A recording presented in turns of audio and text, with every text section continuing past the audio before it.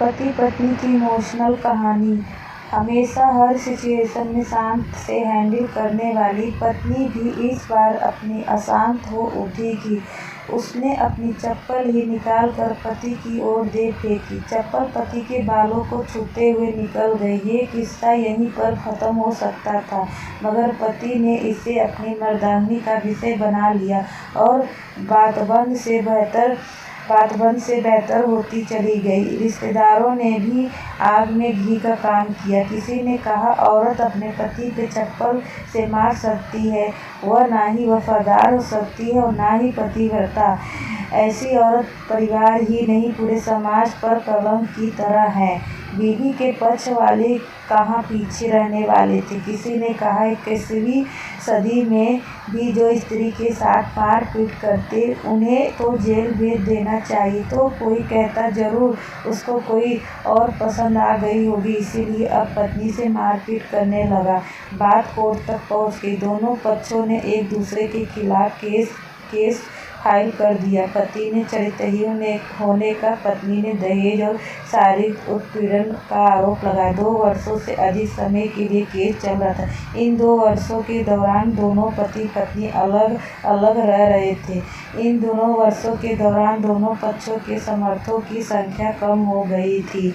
पहले जहां दोनों पक्षों में समर्थकों का समूह होता था, अब गिने चुने लोग रह गए थे। पति और पत्नी दोनों की आर्थिक स्थिति भी इस समय के दौरान नीचे गिर चुकी थी, जिन्हें वह अपना शुभचिंतक समझ रहे थे। पैसों की बात आते ही उन्होंने भी अपना पलड़ा झाड़ लिया था।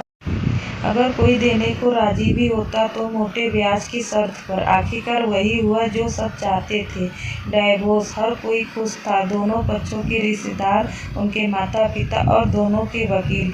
लेकिन 5 साल की सुखद शादी के एक सुंदर बेटी होने के बाद मिले इस डाइवोर्स से पत्नी मुक्त थी और पति शांत।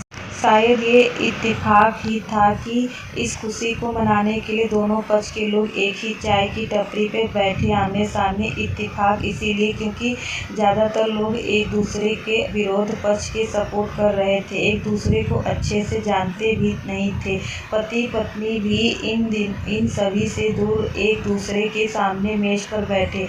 पत्नी ने पति से कहा, अब तो खुश होगे ना, तुम्हारे मन की जो हुई है मुबारक हो, तुम भी तो आज जीत गई हो, मुझसे तलाक तो तुम्हें भी मिल गया है, कॉन्ग्रेचुलेशन टू यू, पति ने कहा। तलाक को तुम जीत का प्रतीक समझते हो, पत्नी ने पूछा। पति चुप रहा। थोड़ी देर की शांति के बाद पति ने कहा, मुझे तुम्हें 5 लाख रुपए अभी और हर महीने 8,000 देने का आदेश है। अभी मेरे पास पैसे नहीं है, इसीलिए मेरा जो सिटी का फ्लैट है उसे मैं तुम्हारे नाम कर देता हूँ। पत्नी बोली, लेकिन उस फ्लैट की कीमत 18 लाख की है। हाँ, लेकिन हमारी बेटी तुम्हारे साथ है और आगे जाकर उसके खर्चे भी बढ़ेंगे, तुम्हें थोड़ी आसानी। पत्नी ने कहा, नहीं, मुझे सिर्फ 5 लाख ही देना और तुम हर महीने 8,000 तो देने वाले हो, मैं मैनेज कर लूँगी। 5 लाख नहीं तब भी कोई बात नहीं। दोनों फिर शांत हो गए। पति सोचने लगा, कितनी भोली और समझदार ये औरत, जो कुछ समय पहले तक मेरी पत्नी थी और अब अनजान। ये वही जो कम से कम खर्चे घर चलाती और पैसे बचाकर जन्मदिन पे, बर्थडे पे हमेशा मेरे लिए कपड़े खरीद लाती। कभी बीमार भी हो जाती तो पैसे बचाने के लिए मुझे मालूम ना होने देती। घरेलू नुस्खे अपनी इलाज कर लेती, मगर घर में कोई बीमार होता तो तुरंत डॉक्टर के पास लेकर जाती। मेरा ही मति मारी गई थी। मैं ही अपनी झूठी मर्दानी के चक्कर में इतनी बड़ी गलती कर बैठा। पत्नी के दिमाग में भी उथल पुथल चल रही थी। अभी भी वैसा का वैसा ही है। पहले भी खुद से ज़्यादा हमारे बारे में सोचता था और अब भी वही कर रहा है। ये वही आदमी है जो मुझे एक्सीडेंट से बचाने के लिए खुद मोटरसाइकिल के आगे कूद पड़ा था और अपनी उंगली तुड़वा बैठा था। पता नहीं कौन सी मनुष्य घड़ी जब झगड़ा कर बैठी। पति ने मौन तोड़ते हुए पूछा, अब तुम्हारी कमर का दर्द कैसा है? ज़्यादा तकलीफ तो नहीं होती? पत्नी हल्का सा मुस्कुराकर और बोली, अभी नहीं होता, वो तो होगा ही।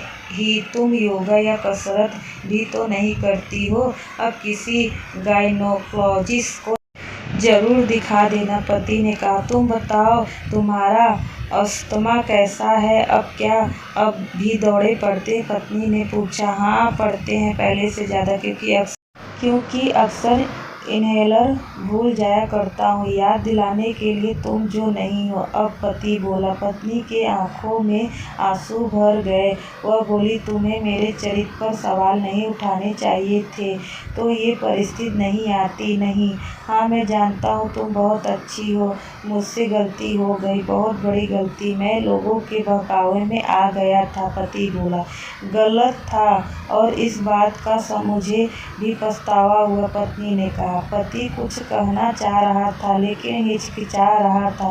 पत्नी ने कहा, कुछ कहना चाहते हो? वह बोला, क्या सब पहले जैसा नहीं हो सकता क्या? मतलब? पत्नी बोली, मतलब कि हम फिर से पहले की तरह पति पत्नी बनकर, सच्चे दोस्त बनकर नहीं रह सकते? पति बोला। पर ये डिवोर्स के पेपर दिखाते हुए पत्नी ने कहा, पेपर फाड़ देते हैं। पति ने अपने पास रखे डिवोर्स के पेपर फाड़ते हुए कहा। पत्नी ने भी अपने पास रखे पेपर फाड़ दिए। सभी हैरान थे, वकील, रिश्तेदार और माँ बाप। पति पत्नी दोनों एक दूसरे के हाथ में हाथ पकड़े अपने घर की तरफ चले गए। दोस्तों, ये कहानी उन हर पति पत्नी के लिए बड़ी सीख है जो छोटी छोटी बातों पर लड़ते हैं और इन झगड़ों को बड़ा बना के अलग होने का डिसीजन लेते हैं। प्यार और झगड़ा तो एक सिक्के का दो पहलू की तरह है, दोनों को स्वीकार करना होगा, तभी ये रिश्ता उसकी मंजिल तक पहुंच पाएगा। दोस्तों, यह स्टोरी आपको कैसी लगी कमेंट में ज़रूर बताना। स्टोरी पसंद आई हो तो चैनल को सब्सक्राइब और वीडियो को लाइक करना ना भूलें। धन्यवाद।